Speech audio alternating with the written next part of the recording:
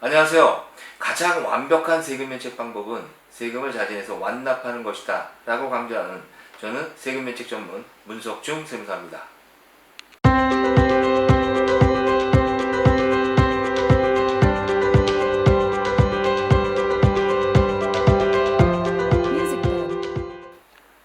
우선 이 영상을 찍게 된 이유를 먼저 설명을 드리겠습니다.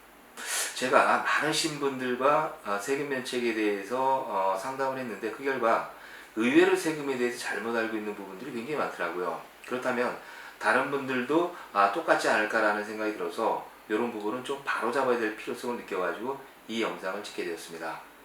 오늘은 첫 순서인 만큼 세금 면책이 무엇인지 일단 간략하게 알아보고 계속 진행을 하도록 하겠습니다.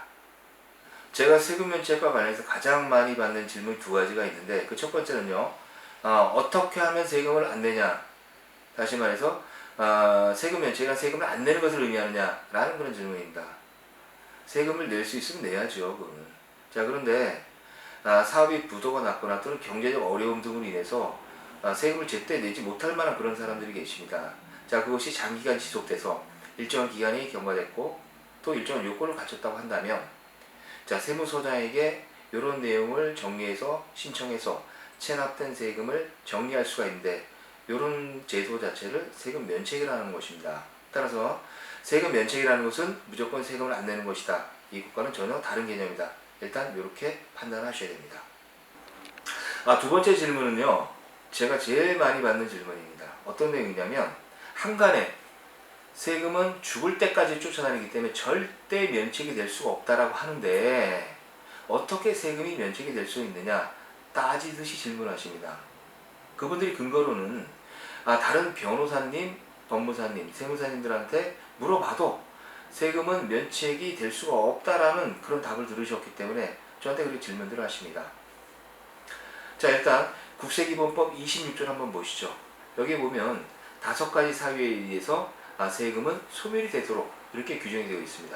자, 세금이 소멸된다는 것은 내가 세금을 내야 될 의무가 없어졌기 때문에 곧 면책을 의미한다고 보시면 되고, 이런 면책이라는 것은 무조건적으로 되는 것이 아니라 일정한 기간, 요건을 갖춘 경우에 바로 면책이 된다.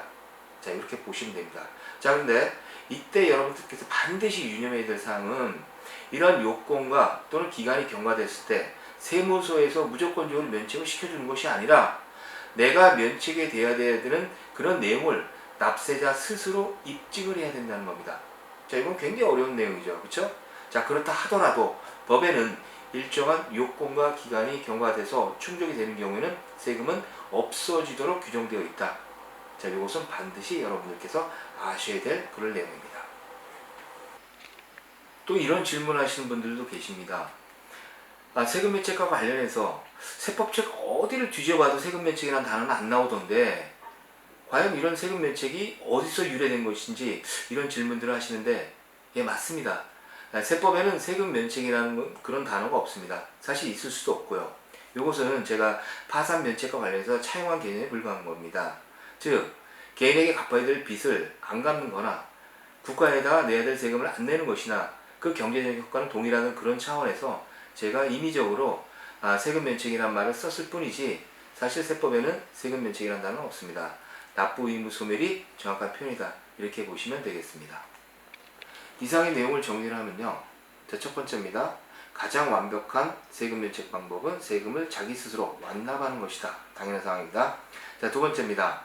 세금 면책이라고 하는 것은 무조건적으로 세금을 안 내는 것을 의미하는 것이 아니라 일정한 요건, 그리고 기간이 충족된 경우에 세무조정을 상대로 해서 체납된 세금의 소멸을 구하는 이런 것을 말하는데, 따라서 세금 면책이라는 것은 무조건 세금을 안 내는 것과는 전혀 다른 개념이다. 자, 이렇게 보셔야 됩니다. 자, 그리고 세 번째로 국세기본법 제26조에는 세금이 없어지는 사유 5가지를 규정하고 있는데, 그중 1호에는 납부, 충당, 부과의 취소를 규정하고 있습니다. 자, 이건 너무나 당연한 사항이기 때문에 사실상 입증 책임은 없고요. 2호하고 3호에 입증 책임을 부여하고 있는 겁니다. 따라서 2호에 나와 있는 2호와 3호 제척기한이 만료하고 소멸시효가 완성이 되면 납세자는 세금은 소멸이 되는데, 자, 그렇다 하더라도 무조건적으로 국가가 해주는 것이 아니라 납세자 스스로 이것에 대해 입증을 해야만 세금은 없어지는 것이다. 자, 이렇게 정리를 하시면 되겠습니다. 그래서 다음 시간에는 제척기관과 소멸시효가 무엇인지 요거를 알아보는 동영상을 올리도록 하겠습니다. 시청해주셔서 감사합니다.